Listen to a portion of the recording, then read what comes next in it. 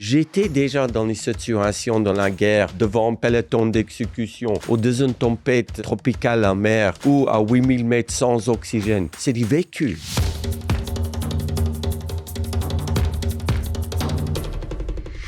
C'est un aventurier de l'extrême. Il a descendu l'Amazone à la nage. Il fait le tour du monde en passant par les 2 globes. Les sommets de l'Himalaya sans oxygène. Et risquer votre vie en parcourant l'Arctique et l'Antarctique.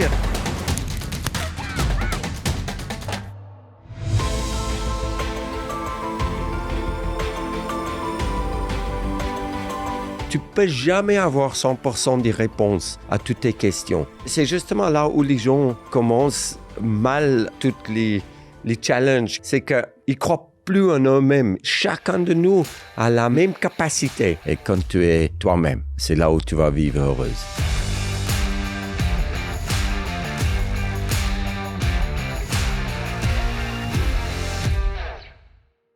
La vie en général, il a 30 000 jours.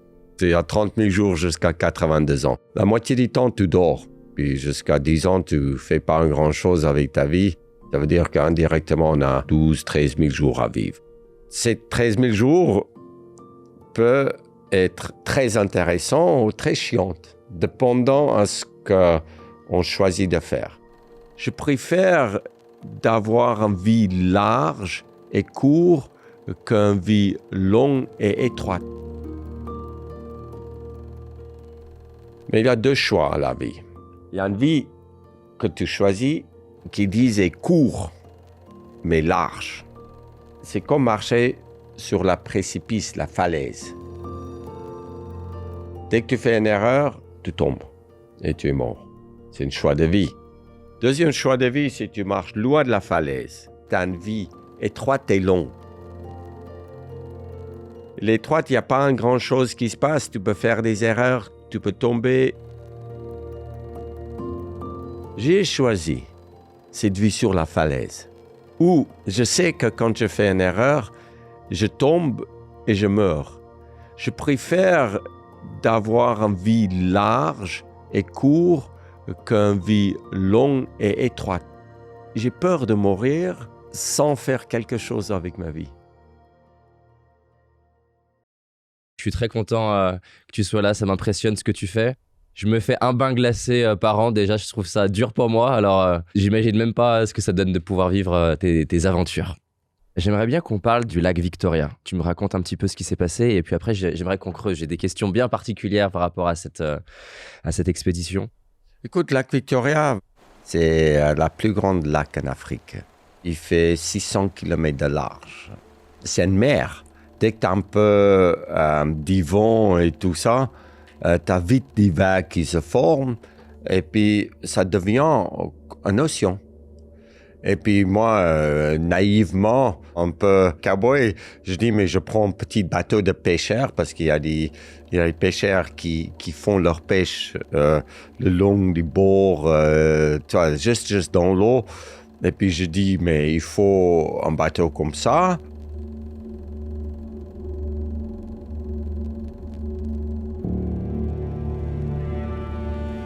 Un petit pirogue, mais qui fait 1,5 fois la grandeur de cette table. Je charge mes commerces dedans, mes sacs à dos, et puis un peu la nourriture. L'eau, rien, parce qu'on est sur un lac qui est pas salé, un lac qui est de l'eau douce, et puis je commence à ramer. J'avance quand même pas mal à la rame.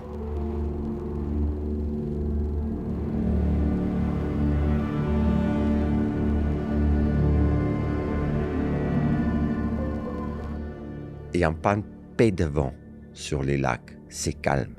La nature est tellement bien faite qu'il te donne un calme avant chaque tempête. Avant l'obstacle. Ouais. Et ça, c'est du temps de réfléchir bien, de prendre la réflexion.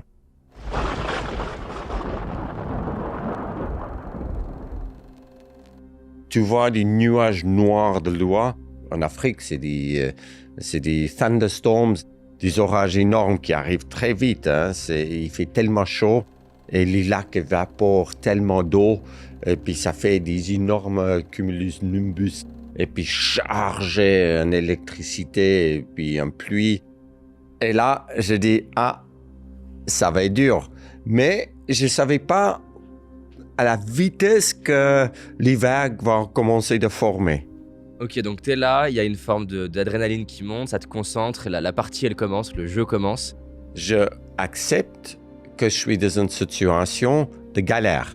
Et là, ça peut durer 2 jours, ça peut durer 3 jours, ça peut durer 4 jours. Déjà, quand tu vois ça, à quel point tu sais que c'est dangereux? Oui, là, c'est sûr que le danger, il vit à l'intérieur de nous. Hein. Dès que tu es un peu comme un animal, tu es exposé à un danger, c'est un sentiment qu'on a. Parce que tu as les yeux, tu as les oreilles, tu peux goûter de l'air et tu sais qu'il y a un changement. Il y a un changement énorme. Tu as un peu peur. Hein.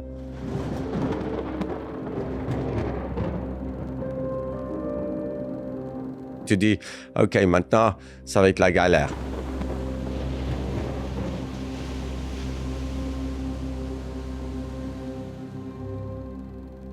I turned my boat twice, and in fact, at this stage, I lost a bit of my equipment, my lamp, my stove, food. C'est des moments quand tu chavires, tu dis, mais je voyais ça arriver depuis 4-5 heures. J'espérais que ça ne va pas arriver. Il y a des phrases que tu te dis à ce moment-là, tu te parles à toi-même, tu respires d'une certaine manière. Est-ce qu'à ce moment-là, tu changes quelque chose? C'est juste un moment quand tu as des sens, comme je dis, les oreilles et puis les nez, ce qui est odeur, des goûts et tout ça, ça me stimule. C'est pour ça que je suis là. J'étais sur mon petit bateau, un trimaran, dans l'océan Indien. Quand j'ai jamais fait la voile et je traversais l'Atlantique, le Pacifique et l'océan Indien, pendant une tempête tropicale, ou pendant 3 jours, j'étais à la barre de mon bateau. Ça veut dire que je sais que j'ai déjà survécu 3 jours. Et là, en petite tempête sur les lacs, je peux le faire parce que j'ai sorti de ma zone de confort. Je sais que moi, physiquement, je peux résister. Et si je ne dois pas dormir pendant 3 jours, je ne dors pas. Quand j'étais dans la force spéciale de l'Afrique du Sud, c'était pas juste tous les jours qui était intéressant. La stimulation, c'est quand tu pars en combat. Maintenant, est-ce que je suis bien préparé? Oui, j'ai fait tout ce que je voulais. Et ça donne de confiance. Et moi, je savais très bien que j'étais en fait la meilleure personne que je pouvais être. Je n'ai pas triché sur les expériences et sur les vécus. Et ça donne beaucoup de confiance. Et quand tu es convaincu que tu peux surpasser l'obstacle qui arrive, avant il est là, même si c'est l'inconnu, c'est là où tu as une chance de vraiment surpasser des épreuves. Si tu t'en doutes, mais tu es déjà fini au départ. C'est justement là où les gens commencent mal, en fait, tous les challenges qu'ils approchent un peu par surprise, c'est qu'ils ne croient plus en eux-mêmes, ils ne croient plus dans leur capacité. Et là, tu deviens faible. Justement, c'est parfait. Et c'est la raison pour laquelle on a appelé la boîte Paradoxe. C'est parce que je suis assez fasciné comment trouver cette ligne fine. Parce que d'un côté, on va avoir des gens qui vont être tellement optimistes, tellement, tu dis souvent, je ne crois pas à la pensée positive, qui vont vouloir tellement penser, entre guillemets, à l'américaine que du coup, c'est bon, je vais y arriver, se préparent pas et meurent. Leur business meurt, leur vie meurt. D'autres personnes qui sont trop pessimistes, qui vont être là à avoir tous les problèmes et tous les risques et ne jamais oser. Et toi, dans ce que tu décris, il y a un peu cette ligne entre les deux, c'est-à-dire j'ai confiance, je peux le faire, je vais aussi m'entraîner, me préparer, anticiper les risques. T'as ton vécu. Moi, ce qui m'intrigue là du coup pour toi, c'est comment tu la trouves cette ligne? Comment tu sais que là, t'es pas dans un excès de confiance? Parce que l'excès de confiance, ça peut te tuer, surtout en pleine mer, surtout dans des aventures comme toi. L'être humain, il est tellement bien fait. Parce que des gens qui ont peur par nature, ils vont jamais se retrouver dans cette situation-là. Heureusement pour eux, je pense. Heureusement pour eux. Et parce qu'ils ne vont pas oser d'y aller sur lac Victoria. Mais un jour, peut-être sur une plage de Phuket où ils se trouvent et puis il y a un tsunami qui arrive, eux, ils vont tout d'un coup être poussés à la limite. Et là, ils vont retrouver quelque chose à l'intérieur d'eux qui ne savait pas exister. Parce que ça vit à l'intérieur de nous. mais on ne le découvre pas tout le temps. Ça veut dire que des gens ont peur parce qu'ils pensent qu'ils doivent avoir peur, mais ils ne sont jamais creusés plus profond à l'intérieur d'eux de surpasser cette peur. Ça veut dire que chacun de nous a plus ou moins la même capacité. C'est juste, on ne veut pas la retrouver à l'intérieur de nous. Ça veut dire que toute ma vie, je creuse pour trouver des ressources à l'intérieur de moi. Et ça me donne confiance. Maintenant, confiance peut te tuer en même temps. Et c'est justement là, cette ligne que tu dis, pour quelqu'un qui ose aller, qui a cette confiance, c'est où la limite entre la vie et la mort? C'est ça. C'est ça qu'on se pose comme question tout le temps. Mais c'est pas parce qu'on a peur de mourir qu'on part pas. Quand j'ai 5 à 10% des réponses à toutes mes questions, je parte. Parce que les autres 90 ou 90% des réponses, je veux trouver le long de la route. Ils vont venir. Et moi, je veux trouver ces réponses et ça va ajouter une valeur à ma vie et de la manière que je prends des décisions et tout ça. Et ceux qui partent pas veulent tout savoir avant partir et c'est eux qui vont rester à la maison. Tu peux jamais avoir 100% des réponses à toutes tes questions. Qui veut 100% des réponses à leurs questions? Et justement, mais comment tu sais, toi, que tu as ces 10%-là? Parce que, par exemple, imaginons, ce qui n'arrivera jamais pour moi, mais imaginons on prépare tous les deux le lac Victoria. Comment je sais, en fait, que là, je suis assez préparé, j'ai les 10%, et comment je sais si je suis pas en train de me dire, non, là, en fait, t'as pas 10%, t'as que 2%, et t'as un excès de confiance. À quoi tu sais si t'es dans l'excès de confiance, toi? Pour moi, à travers de mes vécus. Mon papa qui était un athlète, moi qui jouais pour l'équipe junior nationale de rugby, tous les jours me réveillais pour m'entraîner dans la force spéciale de l'Afrique du Sud. On construit une vie. La vie, c'est juste pas de savoir d'un moment à un autre si tu es capable ou pas. La construction de ta vie te donne comme une boîte d'outils. Et les plus d'outils que tu mets dans ta boîte d'outils, les plus de confiance tu as. Parce que tu as des ressources, tu as des vécus, tu as sorti de ta zone de confort. Et comme je dis toujours, c'est que je ne veux pas avoir une vie facile. Je veux avoir une vie difficile. Parce qu'une vie difficile, je sais que je ne veux pas crever tout de suite. Parce que j'ai déjà passé tellement d'obstacles dans ma vie.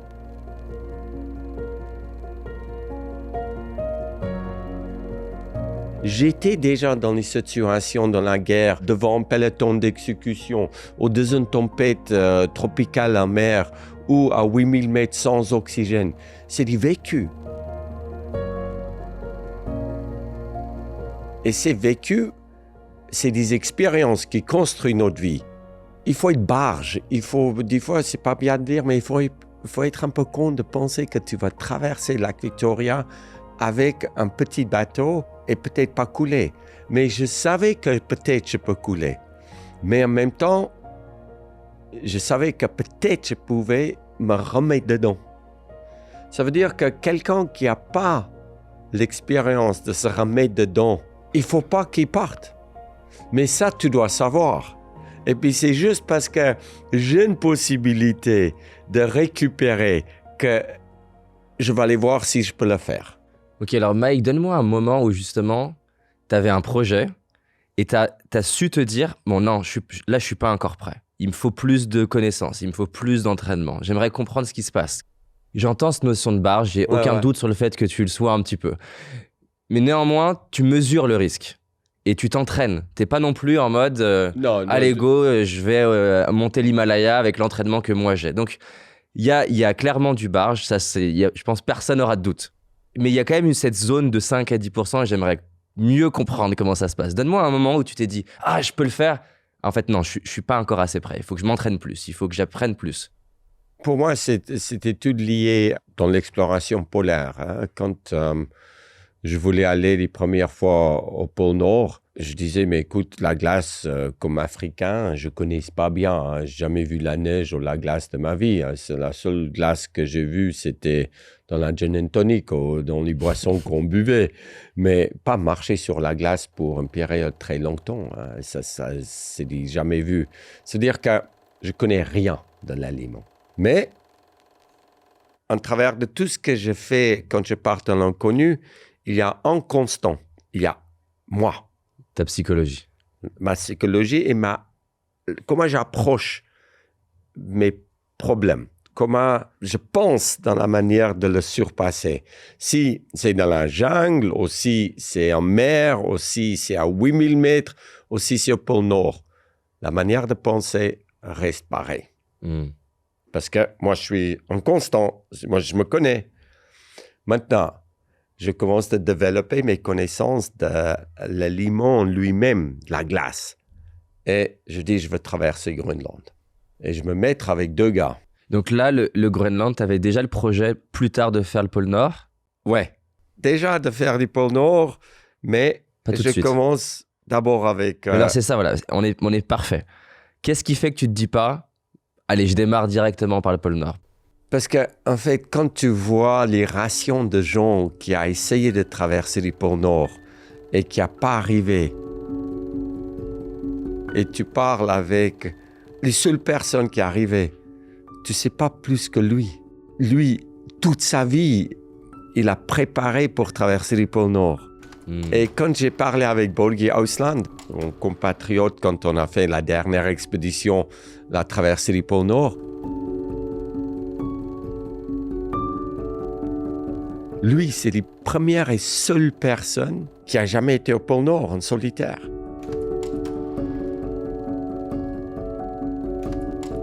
Et quand j'ai partagé un moment avec lui, parce que je l'appelais en disant que, écoute, Børge, je veux aussi peut-être essayer, j'ai zéro de connaissances, j'ai zéro d'expérience, j'ai une telle estime pour toi. Toi, tu dois savoir et connaître les choses que je ne connais pas, que tu vas partager avec moi. Et comme ça, je recherche, en fait, ce qui rend les gens uniques. Je ne recherche pas juste une connaissance ou une expérience ordinaire. Je recherche les extraordinaires. Parce que mon papa aussi, c'est un éducateur. Il me disait, mais Mike, regarde autour de toi. Qui t'inspire? Écris dans ton carnet exactement pourquoi il t'inspire.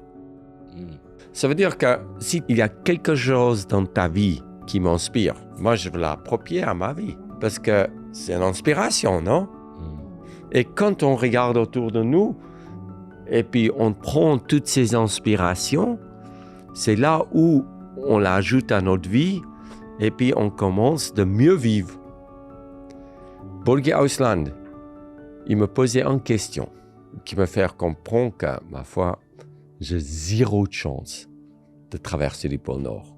Et la question qu'il me posait, c'était: tu penses que tu partes avec ta luge, ta tente, et comme moi, je te donne tous les matériels. Mais dites-moi comment tu vas boire, comment tu vas t'hydrater. Je dis, mais moi je dis, fuel dans ma luge, je veux fondre la glace.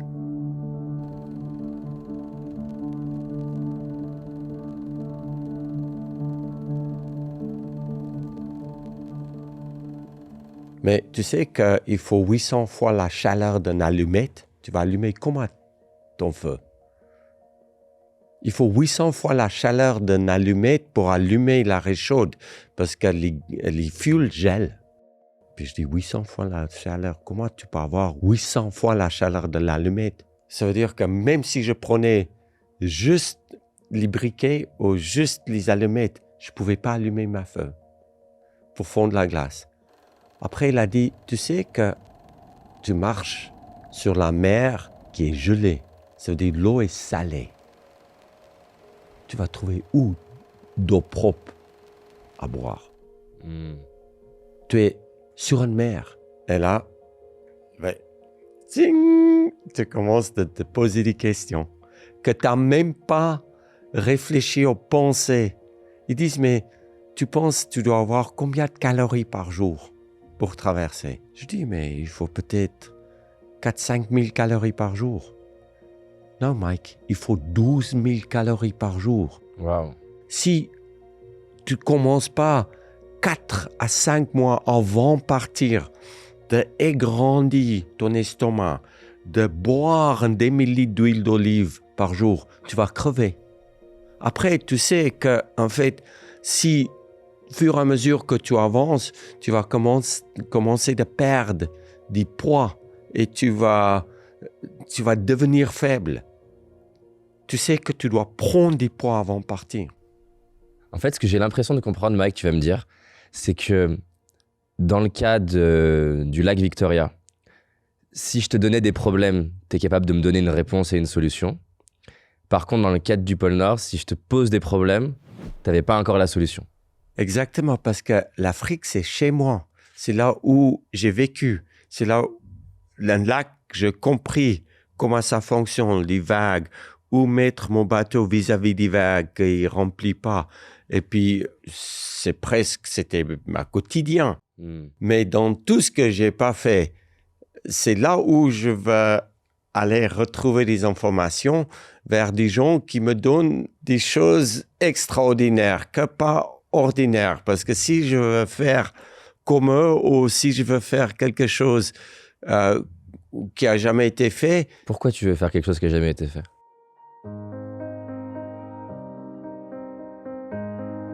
Mais imagine que chacun de nous peut avoir une page blanche pour une année de sa vie. Tu as une page complètement blanche et quelqu'un te donne un stylo. Et tu dis, écris sur cette page blanche ce que tu vas faire avec ton année. Tu peux tout faire. Mais quand tu meurs, tu es fini. C'est excitant, hein, de vouloir écrire quelque chose qui n'a jamais été fait par quelqu'un. Que tu laisses ça comme un exemple aux autres en disant que, écoute, moi aussi, je peux avoir une page blanche de ma vie et que je peux écrire ma propre histoire, en fait, dans la vie. C'est pas important de traverser le pôle Nord. On ne trouve pas un médicament qui va sauver tout le monde demain. C'est juste, ça sauve qui je suis, à travers de ce que je fais. Et quand tu prends, par exemple, juste la navigation pour aller au pôle Nord, quand tu penses que tu prends une boussole et tu vas arriver au pôle Nord, ou tu prends un GPS et tu vas arriver au pôle Nord, tu ne vas jamais arriver au pôle Nord avec une boussole et puis un GPS. Parce que les boussoles, ils tournent en rond. Tu es au nord des champs magnétiques. Ils ne servent à rien. Les GPS, les cristaux liquides gèlent. L'écran devient noir parce que c'est des liquides. Ça gèle à -18. Comment tu sais où tu marches? Je savais où je pouvais marcher. Parce que sur un lac, c'est comme sur la glace. Ça veut dire que la navigation, pour moi, n'était pas inconnue, était connue. Et je savais que j'étais fort en navigation. Ça veut dire que, pour moi, le pôle Nord a devenu attirant parce que je savais que je pouvais aller au pôle Nord. Parce que j'ai la sens d'orientation que j'ai appris sur les lacs Victoria, que j'applique dans toute ma vie. Quand tu es sur le lac Victoria et tu perds tout, et ton bateau est coulé, tu peux tourner en rond toute ta vie quand tu es à 60 km de la berge et tu ne vois pas la terre. Ça veut dire que je sais toujours où je vais et ça, pour moi, c'est important. Je ne suis jamais perdu. Juste avant de revenir à l'interview, j'aimerais te présenter rapidement le but de cette chaîne. À Paradox, on adore le dev perso et en même temps, quelque part, on le déteste. En tout cas, c'est code. Qu'on soit d'accord, on est certain que des petits changements peuvent changer totalement ta trajectoire de vie. Mais je sais pas toi, nous on en a marre qu'on prenne les gens pour des débiles avec des clichés, des solutions miracles, des contenus qui sont sans nuance ou encore qui t'expliquent qu'il y a qu'une bonne manière de vivre et réussir sa vie. On n'est pas des clones, notre vie elle est complexe, l'humain il est complexe et c'est pour ça que sur Paradox sans filtre, l'intention en tout cas, c'est de s'approcher au plus près de la vraie vie.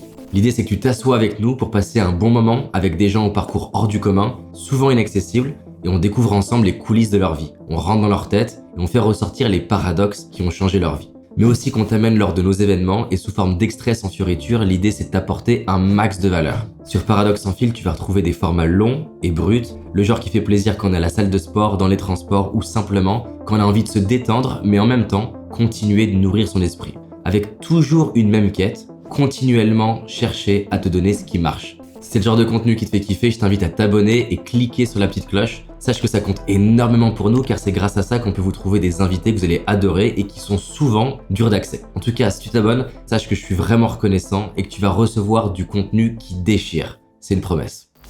J'aimerais que tu racontes justement, enfin que tu expliques pourquoi tu dis « je ne crois pas à la pensée positive ». Pourquoi? Explique-le.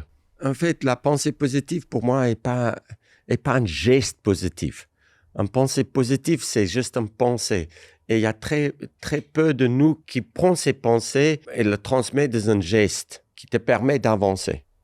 C'est pour ça que je ne crois pas dans cette pensée qui est positive.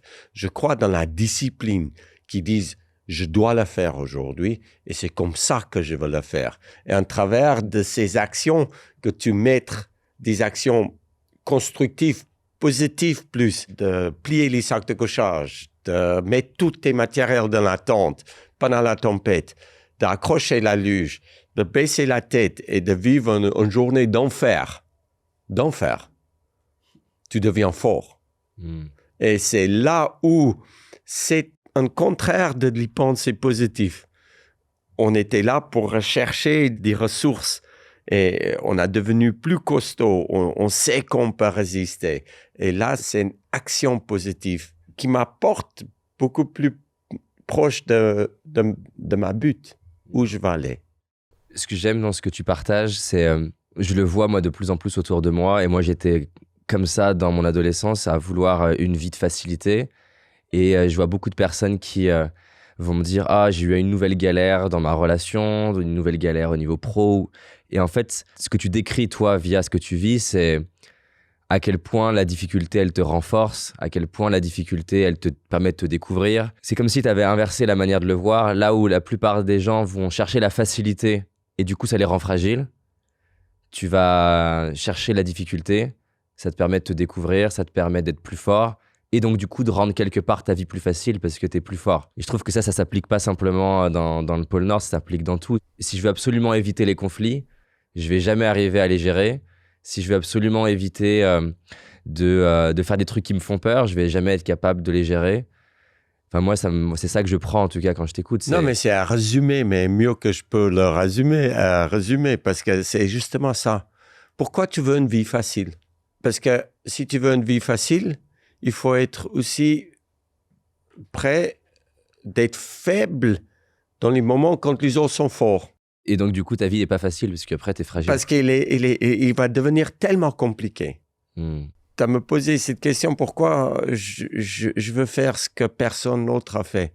Parce que des fois, tu sais, quand tu marches à Paris ou tu es dans un stade de foot ou tout ça, et tu regardes autour de toi, tu dis, ouais, il y a 70 000 personnes dans cette stade, et le seul type qui était au pôle Nord, c'est moi. Et ça te fait quoi, ça? Tu ne penses pas que tu es plus fort ou tu ne penses pas que tu es supérieur aux autres.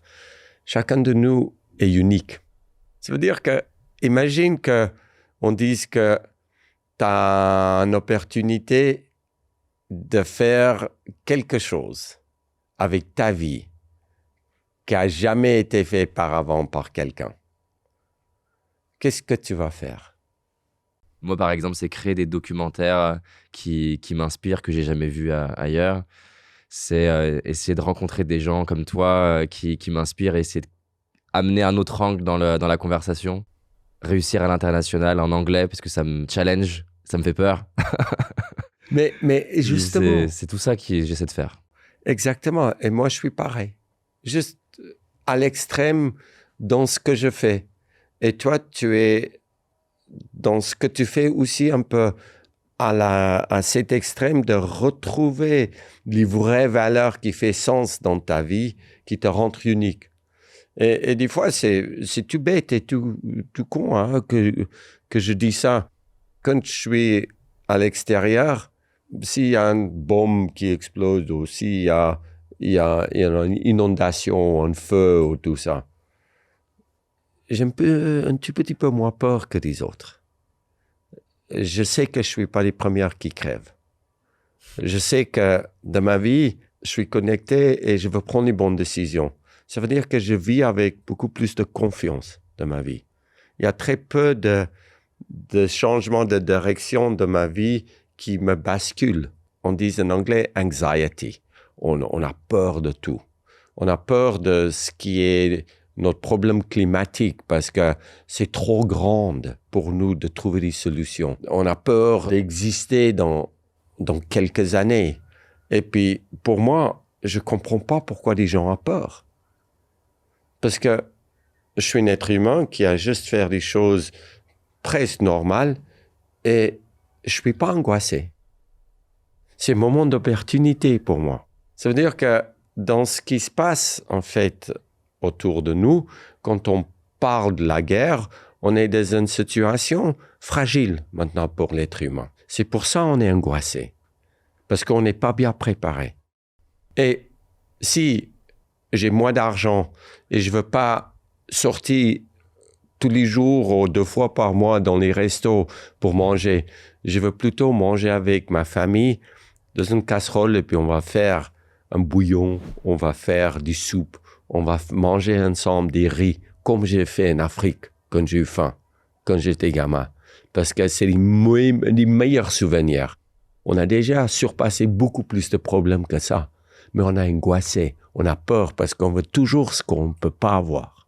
J'aime beaucoup ce que tu dis, Mike, parce que ça revient sur ce qu'on disait juste avant. C'est comme si tu as inversé ton modèle. Plus on s'apprend à soi-même à associer l'inconfort avec grandir et progresser, plus on est libre et moins on a peur lié au futur. Moi, ça me parle, c'est un exemple tout simple, mais j'étais à la radio il y a quelques mois. J'étais stressé juste avant d'aller sur l'émission.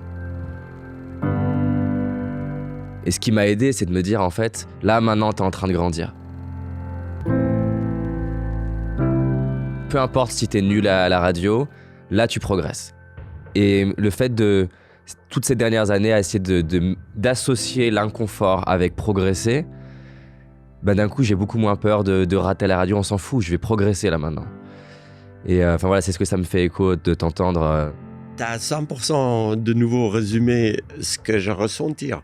Tu vas jamais gagner si tu as peur de perdre. C'est seulement quand l'envie de gagner devient plus fort de nos têtes que la peur de perdre que tu peux vraiment sortir du lot. Et c'est un conseil que j'essaie de donner à tout le monde. Et ça, j'ai pris, mais à 8 ans, j'ai eu plus peur de perdre. Mais je peux faire 40 000 erreurs, mais je me lève tout de suite. J'ai assumé mes responsabilités. Toutes les décisions que j'ai prises, je l'assume.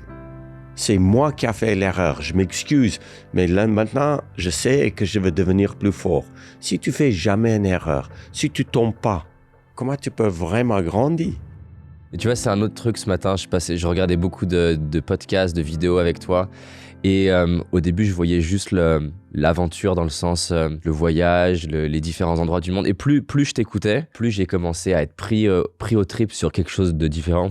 Et qui, moi, me touche personnellement. Parce que toi, à un moment donné, tu parles dans un des podcasts, je crois, de la notion de risque. Et moi, j'ai eu très, très peur de faire plein de choses. J'avais peur de créer mon entreprise, j'avais peur d'aller aux États-Unis, rencontrer les gens qui m'inspiraient. Et en fait, ce qui m'a, moi, libéré, c'est de me dire, il n'y a pas de risque, en fait. Au pire, il y a des gens qui vont se foutre de ma gueule. Par exemple, quand j'ai lancé mon spectacle, en 2014, j'ai lancé un one-man show.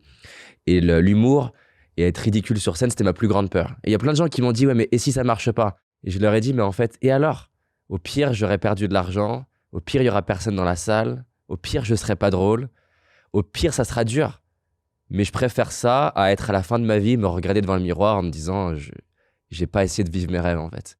Et donc voilà, plus je t'écoutais ce matin, plus je me disais, en fait, au-delà de l'aventure dans des décors incroyables, moi, c'est ça que j'entends quand je t'écoute, c'est de rêver grand, d'aller au bout de ses rêves, de faire ce qui est important pour soi. Il n'y a aucun risque. Et pour la majorité des gens, on prend même pas les risques que toi tu prends de mourir. Donc, je trouve que t'es une invitation à aller vivre la vie qui nous inspire, peu importe si les gens ils sont d'accord ou pas d'accord, peu importe si on va faire des erreurs, on s'en fout en fait. L'aventure, c'est qu'un prétexte. Ce qu'on fait, c'est quasiment secondaire à ce qu'on vit à l'intérieur de nous. C'est là où ça se passe. Ça m'intéresse, la relation avec ton papa, quel rôle il a joué pour toi et spécialement Il y a une anecdote qui m'a beaucoup parlé dans le vestiaire, si tu peux en Ouais, parler. en fait, notre papa, c'est notre papa, hein. C'est l'homme qui vit avec toi. Et puis, pour moi, des fois, on a un bon exemple et des fois, on a un mauvais exemple. Et puis, c'est sûr qu'en Afrique du Sud, mon papa me donnait que ma maman me donnait pas. Ma maman, c'était en fait la discipline, un peu l'école, un peu la nourriture, un peu cette rigueur d'être propre sur moi-même et tout ça. Et mon papa, c'était en fait un peu plus les ailes pour aller partir, voler, découvrir en fait qui j'étais et en même temps un exemple.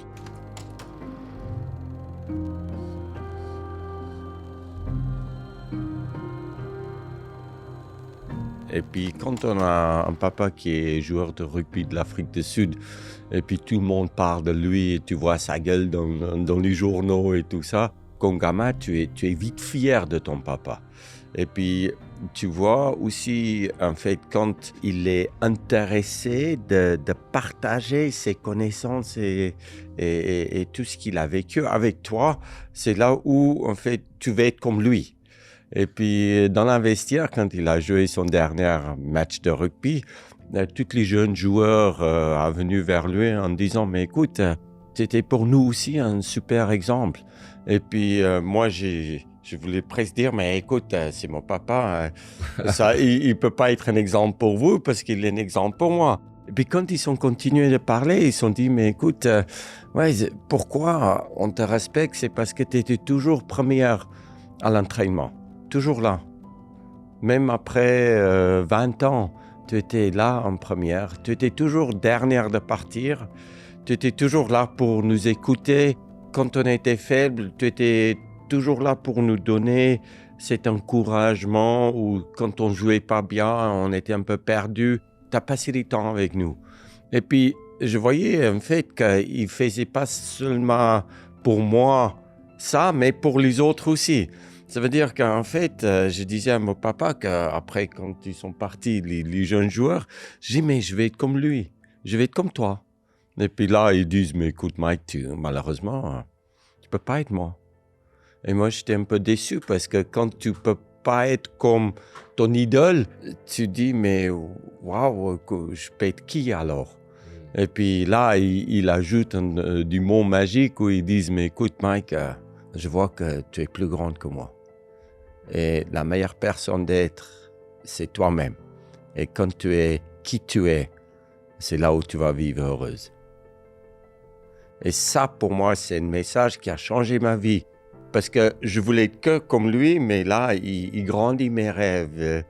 C'est une inspiration qui me permettait, en fait, après de dire que, ouais, je crois en moi-même. Et puis là, mon papa, il partait courir tous les matins pour s'entraîner. Et à l'âge de 8 ans, parce que j'aimais passer du temps avec lui et tout ça, je me réveillais à 6 heures du matin et je partais courir avec lui. Et puis, il n'a jamais couru moins vite que je pouvais rester avec lui. Il a toujours parti comme un fusil, bon, et moi, je m'accrochais derrière. Et jusqu'à je pouvais plus, des fois je courais jusqu'à je dégueulais parce que je voulais vraiment essayer d'y aller plus loin tous les jours. Et quand je pouvais pas aller plus loin, je tirais un trait en fait sur le trottoir, une ligne, et puis tous les jours, j'ai battu cette ligne. Et quand il me demandait pourquoi tu penses que je m'entraîne tous les matins, je pensais qu'il s'entraîne pour être plus fort, pour ajouter une valeur à son équipe, pour mériter sa place. C'est pour ça qu'on s'entraîne, de devenir une meilleure version de nous-mêmes. Et puis là, ils disent, mais écoute, Mike, c'est pas exactement pour ça que je m'entraîne. D'être la meilleure version de toi-même, c'est ça que tu dois faire tous les jours. Je m'entraîne parce que je suis inspiré.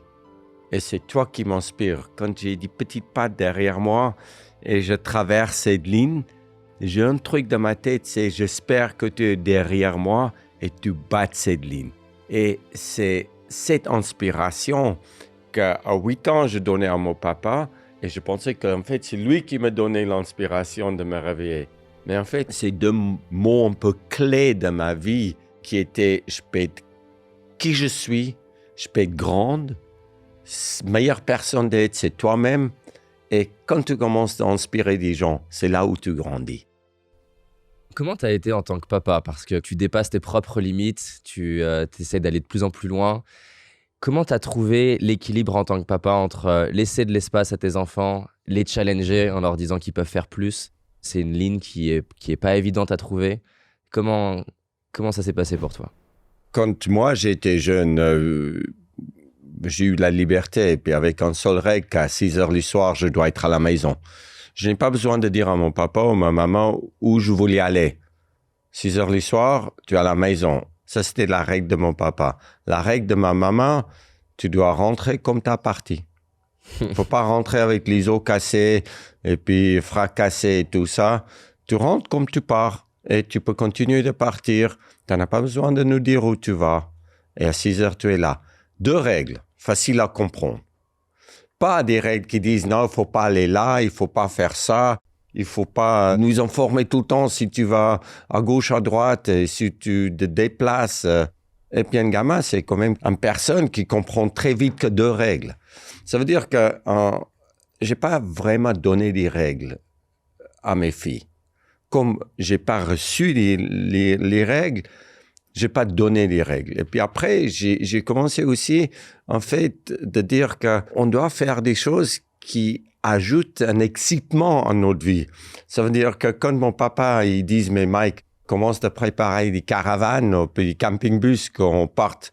Et moi, j'étais excité parce qu'il ne me disait pas où on partait, mais prépare déjà notre camping-van parce que ce week-end, je t'amène quelque part. Et c'est ça que j'ai fait avec mes filles. Quand j'ai dit, mais prépare maintenant votre sac. On va traverser les pôles Nord. Un truc qui n'a jamais été fait. J'ai essayé de ce que j'ai reçu, de le partager avec les filles. C'est pour ça. Ils sont montés de l'Amazon avec mon petit voilier. Ils ont fait un tour du monde en bateau avec moi. C'est les plus jeunes enfants qui étaient au pôle Nord. C'était pas seulement de dire qu'écoute, fais les aventures. Non, c'est ah ouais, on va en Russie, au fin fond de la Sibérie. Et puis c'était jamais moi qui voulais rentrer à la maison pour déstabiliser leur zone de confort à la maison, où Cathy, ma femme, a bien réglé ça. L'école était important. En fait, de faire tes devoirs, c'est important. Et puis, les règles à la maison étaient des règles à la maison que Cathy gérait.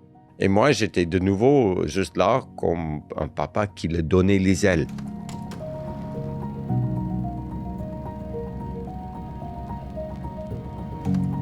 Ça veut dire que, imagine que je rentre chaque 2 mois ou chaque 3 mois à la maison. Et puis, je vis 4-5 jours avec mes filles. Quand je dois partir, ils vont pleurer. C'est une déchirure d'une famille. Et ça, toi, tu le vis comment? Et ça, on n'a jamais fait. On a décidé de ne pas rentrer à la maison, mais c'est eux qui sont venus vers moi pour me rendre visite. C'était eux qui ont quitté leur papa en expédition. Et quand c'était l'heure de rentrer, maintenant, maman, on va rentrer, on va à l'école. D'accord, maman. Et c'est eux qui sont me quittés. C'est jamais leur papa qui les quitté. Et ça veut dire que la manière qu'on éduque est tellement importante. Mon papa, comment il savait où j'étais? Parce qu'à 6 heures le soir, il était aussi à la maison. Et il était à l'écoute. Ça veut dire que je rentre à 6 heures le soir et je partage ce que j'ai fait avec ma journée avec lui. Et je dis, ouais, aujourd'hui, j'étais vers la rivière, je sautais dans l'eau, mais il y avait de l'eau qui était brun, il y avait des bois qui flottaient, tout ça. Puis après, il va dire, mais fais gaffe, parce que dès que l'eau change de couleur, il pleut quelque part. Dès que tu vois des bois, c'est des bois qui sont normalement sur les berges. Ça veut dire que l'eau monte et ça porte du bois dans la rivière. Et c'est comme ça que j'ai appris. Ça veut dire que, indirectement, quand tu as un papa qui est à l'écoute, une maman qui a des règles, et cette discipline qu'on installe dans un enfant est tellement important. De donner la liberté à un enfant sans discipline, tu vas tout droit dans un mur. C'est une catastrophe.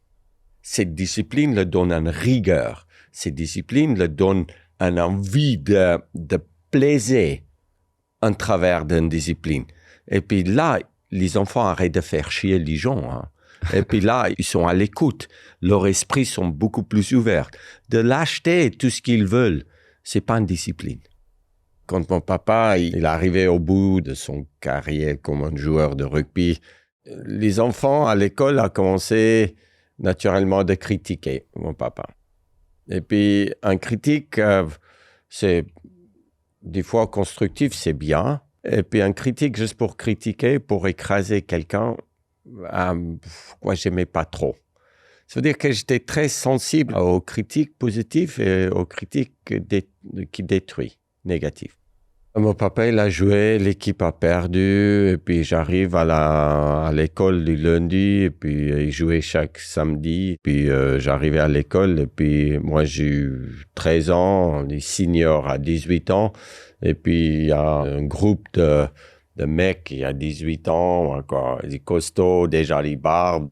Et moi, un petit timide, 13 ans, fort entraîné, très discipliné dans ma vie, mais fier de moi-même, mais je suis plus jeune qu'eux. Ils arrivent, ils grandent, ils me poussent un peu à gauche, à droite, puis ils disent, mais ton papa, il est vraiment nul. Hein. Ouais, je dis, ouais, il n'est pas aussi nul que ça, parce qu'il joue quand même pour l'équipe nationale de l'Afrique du Sud. Il est trop vieux, il doit arrêter, il fait perdre son équipe, il porte rien de valeur et tout ça. Et ça a commencé de me toucher. Et normalement, mon papa me disait qu'il ne faut pas tout écouter. Quand ça va trop, ça détruit en fait tes pensées positives que tu as vis-à-vis de quelqu'un. Et puis, il y a un moment que je dis, mais là, il va trop loin, ce type. Et je vois devant moi, il est grand, là. Et moi, je suis petit. Et tout d'un coup, je suis devenu plus grand que lui, en confiance. Et je dis dans ma tête, je veux péter sa gueule là maintenant. Et puis, je recule un peu comme je faisais la place.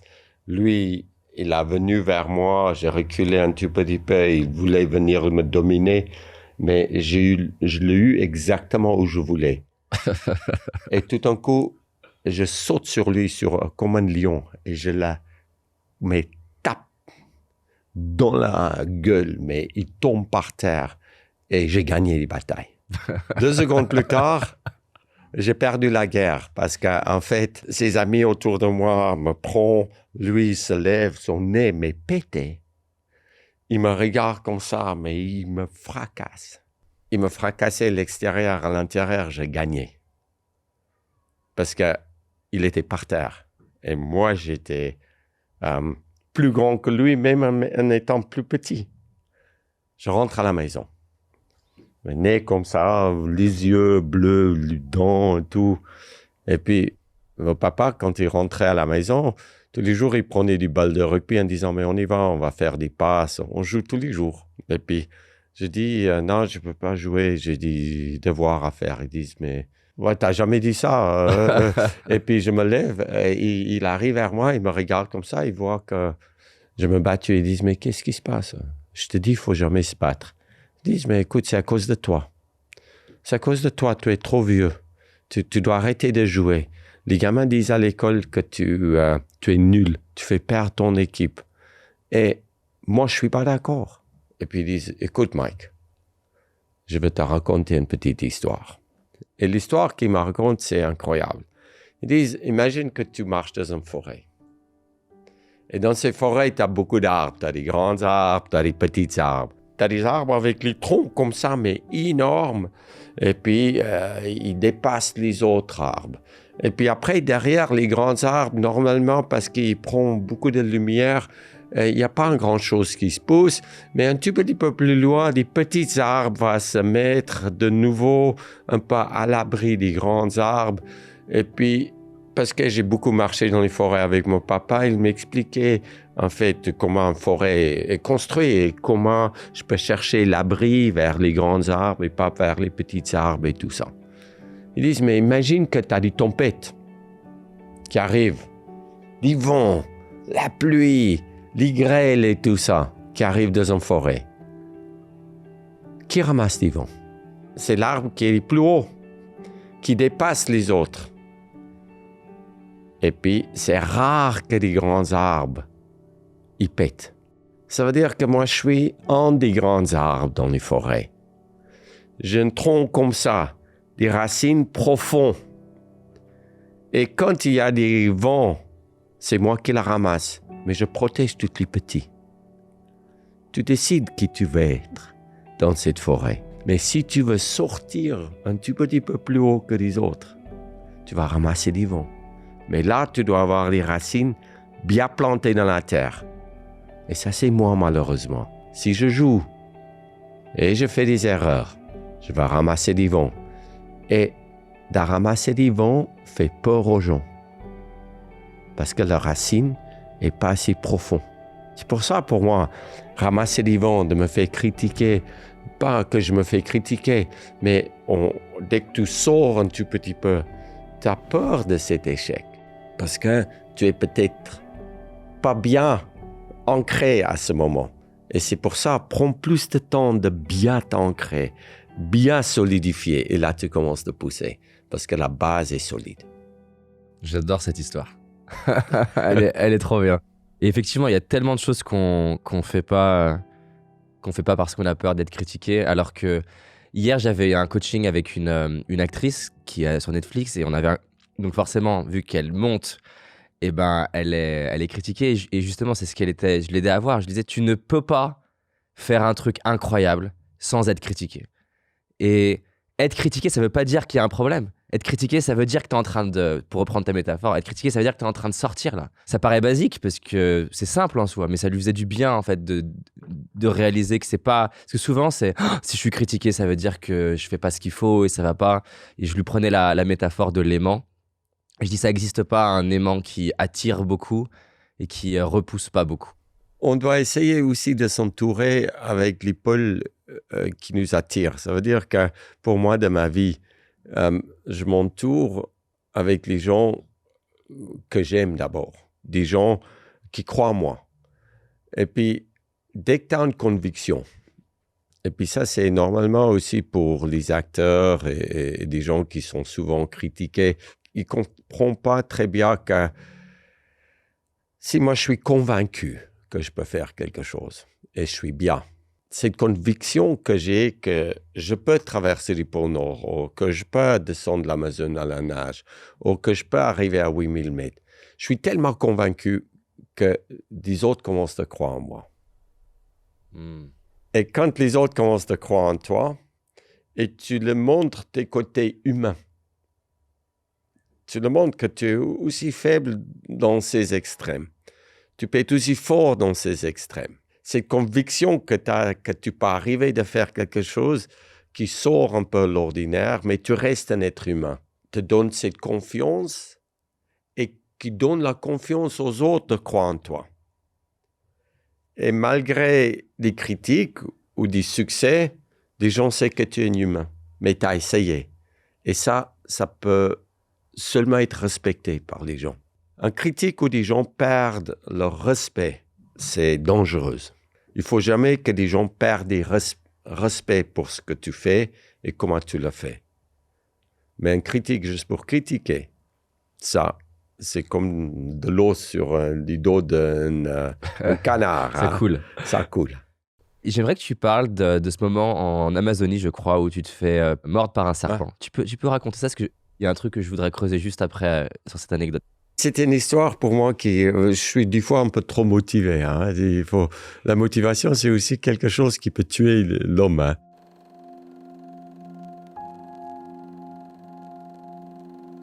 En fait, moi, je suis dans la jungle et je dois traverser l'Amazone. C'est seulement 4200 km, pas trop loin, prévu 6 mois et je parte. Tranquille.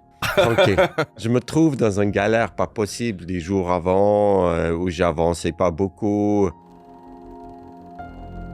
Dans les marécages avec l'herbe coupante, et puis je suis fracassé un peu. Tu vois, je saigne un peu partout et tout ça. Et là, j'ai dit, mais il faut que je gagne du temps. Il faut que maintenant, je mette un peu plus d'énergie, que j'avance beaucoup plus vite pour raccourcir du temps que je veux passer dans la jungle. Je commence à marcher un peu plus la nuit. J'ai confiance en moi-même. Quand on marche la journée, on contrôle la situation. Quand on marche la nuit, on ne contrôle pas toute la situation. J'ai pris confiance en moi. Je dis, je peux marcher la nuit. Sans marcher sur les serpents, de voir des choses, d'écouter, tout ça. Je coupe les branches devant moi avec la machette et je sens comme une morsure. Mais parce que je saigne partout un peu, et des fois on cogne notre main et bras contre les trucs, ça fait mal partout. Donc ça va. Donc ça va.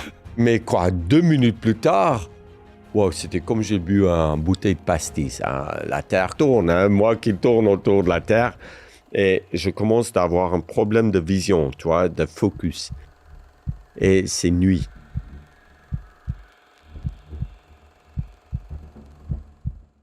J'ai la lampe frontale. Je dis, mais je suis empoisonné.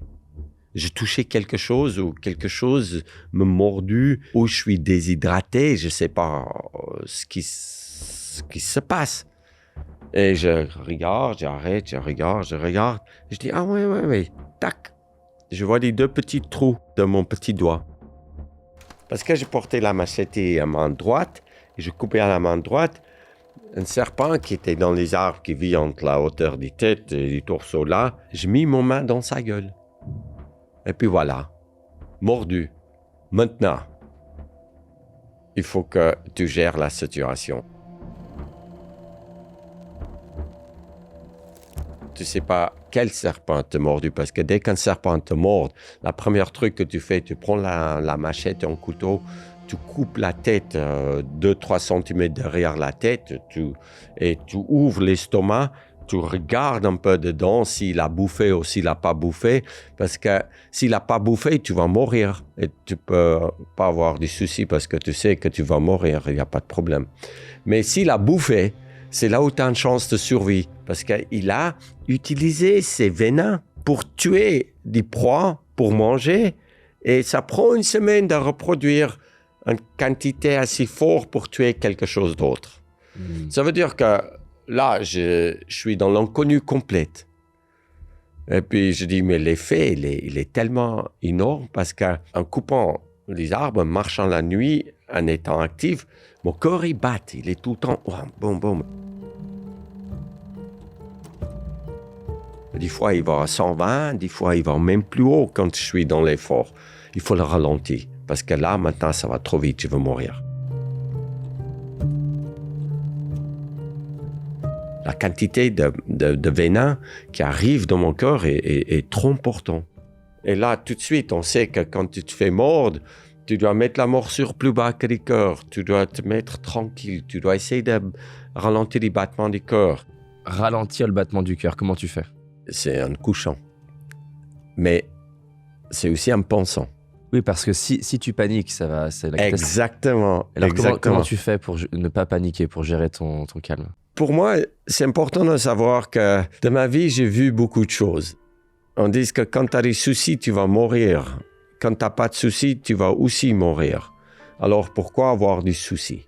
Ça ne sert à rien, parce que dans les 2 cas, tu vas mourir. Et quand on se calme, c'est qu'on accepte la situation, et puis on sait que si je ralentis pas mon corps, je peux éventuellement mourir. Mais je veux tout faire maintenant pour que je fais des bons gestes qui me donnent une chance de survie. Et j'accroche à cette chance de survie, je pense plus à mourir. Ma tête, il trouve tout de suite cette chance de survie. Ça veut dire que dans un autre cas, quand tu penses que tu vas mourir, et c'est fini, et ça va continuer. de se battre ton cœur parce que tu es stressé. Et là, tout d'un coup, je suis devenu vraiment calme. Maintenant, il faut retrouver ce qui va m'aider et pas ce qui va me tuer. On a chacun de nous la capacité de le faire, mais on ne le fait pas. Pourquoi on ne le fait pas? Parce qu'on ne sait pas utiliser notre corps à 100% de notre capacité. Pourquoi je suis un explorateur? Juste parce que j'ai exploré la capacité d'être humain. Et là, je retrouve donc ce qui me donne cette tranquillité. Et puis, je dis, voilà, maintenant, mettez-toi bien dans la hamac et tu vas récupérer. Heureusement, la morsure était dans mon petit doigt, je pouvais la pendre. Et puis, de monter avec un battement de cœur, moi j'ai eu un battement qui est très lent, ça ne va pas monter vite. Et là, j'ai une chance de survivre. Et ça m'excite, parce que je ne veux pas mourir. Je retrouve l'espoir. Et c'était exactement quand j'étais devant un peloton d'exécution, quelques mois plus tard, que je disais qu'en fait, je ne veux pas mourir comme ça. J'étais dans une prison avec quelqu'un d'autre qui pensait qu'il va mourir demain et je pensais que je pouvais rester vivant. Lui, il est mort les soirs avant. Et puis, quand on était mis devant la peloton d'exécution, c'était lui ils sont tirés sur lui en première. Il est mort parce qu'il a déjà été mort du jour avant. Là, il y a un truc qui m'intrigue. J'aimerais comprendre mieux comment tu fais. Parce qu'à la fois, tu t'accroches à vivre, mais j'ai l'impression que tu es quand même plus décontracté que la moyenne à mourir. J'ai l'impression qu'il y a un peu des deux. Parce que ce qui peut faire aussi que j'arrive pas à me focaliser sur vivre, c'est « je vais mourir, c'est horrible ». Et j'ai l'impression que c'est un peu les deux en même temps. C'est je m'accroche à vivre. Au pire, entre guillemets, c'est OK de mourir. J'ai l'impression qu'il y a un truc comme ça, mais Mes filles, après la mort de ma femme, je restais à la maison. Et Annika et Jessica sont venues vers moi en disant « Mais papa, tu es mort. Pourquoi tu voulais traverser les pôles sud et les pôles nord? Pourquoi maintenant tu vas rester à la maison? Tu es vivant, mais tu es mort. Il n'y a plus d'esprit, il n'y a plus d'étincelle dans tes yeux. Il n'y a plus rien. Repars, faire tes expéditions, comme tu faisais avec maman quand maman était vivante. Et nous, on est là pour te soutenir. Et des jours, quand tu ne rentres pas, pour nous, c'est un peu dommage, mais ce n'est pas la fin de notre vie. C'est juste la fin de ta vie. Ça veut dire qu'indirectement, on est un peu égoïste, hein, nous. Je ne voulais pas que ma femme meure parce qu'on était très bien ensemble. Je voulais être bien avec elle. C'est un geste plutôt égoïste. Meurs pas parce qu'on est bien ensemble. Mais elle voulait partir parce qu'elle était malade. C'était douloureux. Ça veut dire qu'elle a choisi aussi de partir parce qu'un cancer, c'est pas agréable. Ça veut dire que moi, je dois me libérer de la geste égoïstique de dire « Non, reste avec moi, s'il te plaît, parte pas ». Jusqu'au moment quand je disais « Mais peut-être c'est une solution de partir avec elle. Je veux mourir avec elle. » Et là, elles disent « Mike, tu dois pas mourir pour moi, mais tu dois vivre pour moi. » C'est notre message. Quand, à 18 ans, je partais pour faire la guerre en Angola, et j'étais dans la force spéciale, je savais très bien qu'on peut mourir.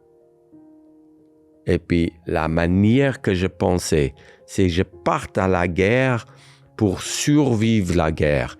Je ne parte pas à la guerre pour tuer des gens. C'est deux objectifs complètement différents. Ce que tu dois faire dans la vie et ce que tu veux faire doit être soutenu par les gens qui t'aiment, qui veulent vivre avec toi, qui veulent voir du succès avec toi. Eux, ils le vivent différemment. Même si toi, tu es devant des micros tous les jours, il y a des gens qui sont derrière toi, qui te donnent l'opportunité d'être la meilleure version de toi-même. J'ai une dernière question, Mike, un truc qui m'intrigue. Donc, je crois que c'est dans l'Amazonie, tu t'es blessé au genou. Du coup, tu te retrouves à nager en protégeant ton genou. Et un truc qui est une vraie question personnelle pour moi, justement en développant cet état d'esprit, à me challenger, à me dépasser, il y a parfois des moments où j'ai pas écouté les signaux de mon corps qui me disent stop, repose-toi. Quand est-ce que tu te dis, en fait là mon corps il est en train de me dire quelque chose et il faut vraiment que j'arrête, ou quand est-ce que tu te dis, en fait là je peux pousser un corps? C'est une frontière qui est difficile de savoir si tu fais ce qui est bien ou pas bien. Mais que moi, je pense que dans la vie, on a trop souvent des options.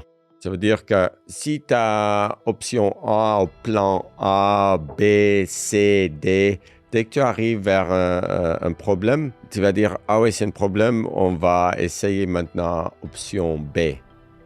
Et tu recules de nouveau, tu changes la direction et tu essayes de trouver un plan B. Mais tu te retrouves devant le même obstacle. Imagine qu'il y a un mur.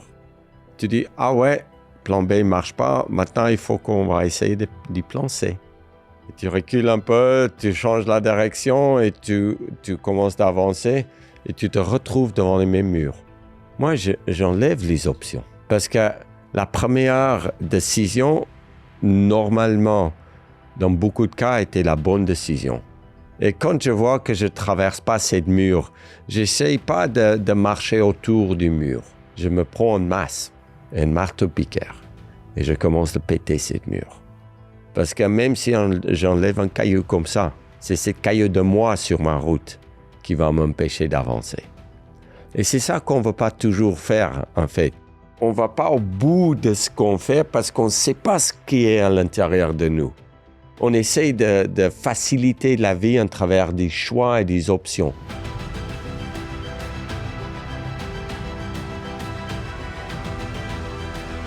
Quand je quitte mon bateau au pôle Nord et Annika est là avec l'équipage, et puis ta fille te dit « Mais papa, écoute, on se voit de l'autre côté ». Mais devant toi, tu dois faire quelque chose qu'aucun être humain n'a jamais réalisé dans la vie. Et elle pense déjà de te voir de l'autre côté. Tu t'entoures avec les gens qui croient en toi et qui croient des fois plus en toi que toi-même. Et ça te donne du courage dans la vie. Et il faut du courage pour essayer de sortir de notre zone de confort. Il faut du courage pour résister au vent. Et si tu veux changer ta vie, il faut essayer.